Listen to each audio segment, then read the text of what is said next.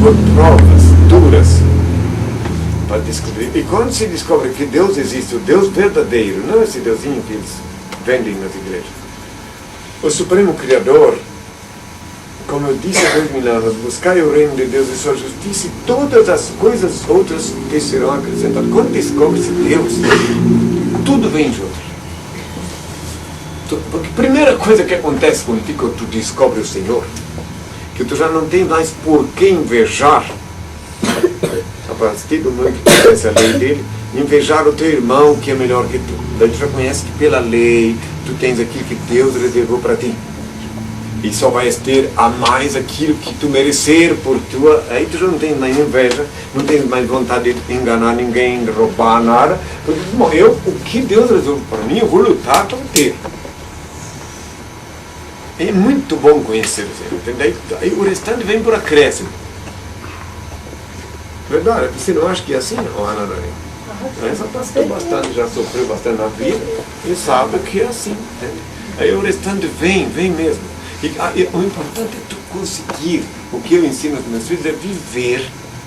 Porque o homem só vai ser feliz, o homem mais feliz do mundo é aquele que consegue viver num ambiente restrito, com parcos recursos em companhia de si mesmo. Quando um homem consegue viver em um ambiente restrito, com poucos recursos em companhia de si mesmo, ele não está mais sozinho. Deu para entender? Está com uma simbiose com o Pai. Esta é a parte, é a vitória final. Tem que descobrir isso. Confiar nele. Claro que no dia a dia, depara-se com cada coisa horrorosa. Eu estou falando agora, porque essas coisas, eu quisera não ver o que eu vejo na televisão, mas tenho que ver as coisas horrorosas que estão acontecendo por aí. Mas mesmo vendo todas essas coisas horrorosas,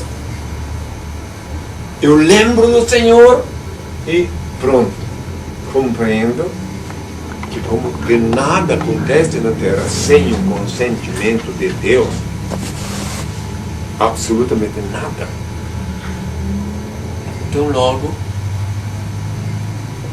quando alguma coisa te parece errada, faz parte de um todo que está certo. Eu vou citar um exemplo. Você pega e vê uma criança sendo maltratada.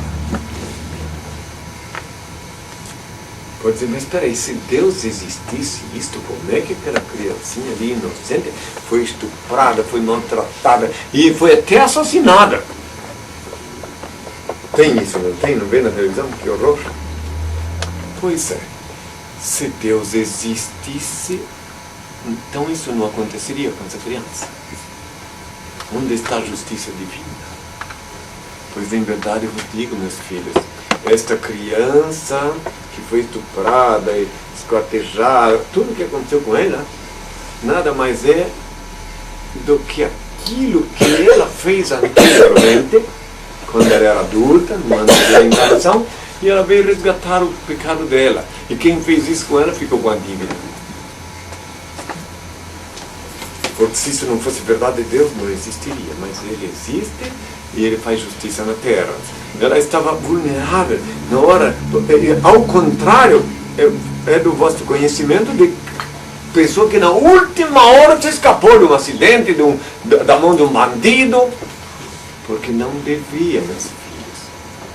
No campo de concentração na Alemanha, na Polônia, Auschwitz, etc., lá, Treblinka, quantos se escaparam das mãos do verdugo na última hora, porque não deviam, então se escapam. Então justiça divina não falha, a justiça dos homens falha, está sempre falhando, mas a de Deus não.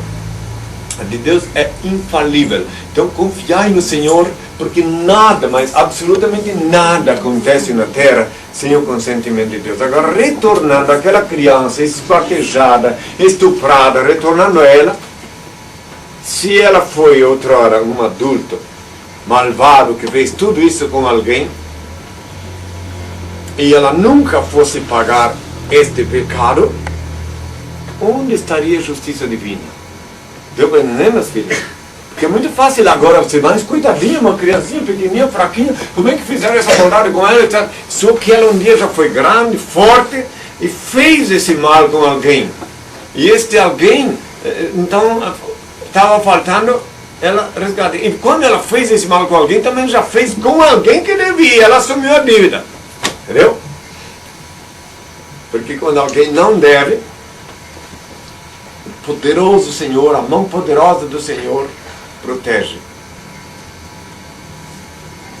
Você pode passar debaixo de um prédio que está em construção. Eu passei por uma experiência dessa. E lá vai cair uma penca de concreto lá do 20º andar. E se não está na hora de tu desencarnar, na última hora tu sente atração para olhar uma coisa e cai aquela penca de concreto. Eu experimentei isso na minha casa. Na Avenida Paraná, em Londrina, no Hotel Ferrareto, nos anos 60, eu ia todos os dias do Hotel Ferrareto até num restaurante japonês, a uns 4 quarteirão de lá.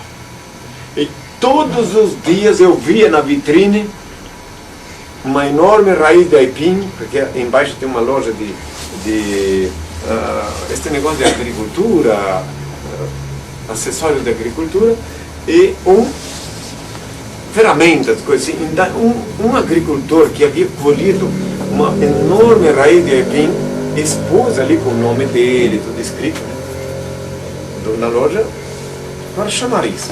E eu passava ali durante todo o dia da semana e nunca me interessei em saber que nome estava escrito ali, nunca.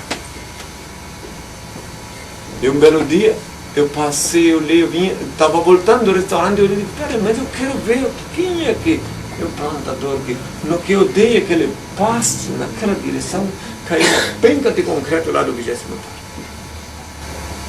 Até um japonês fotografou aí de aipim, tudo, puxa, você nasceu de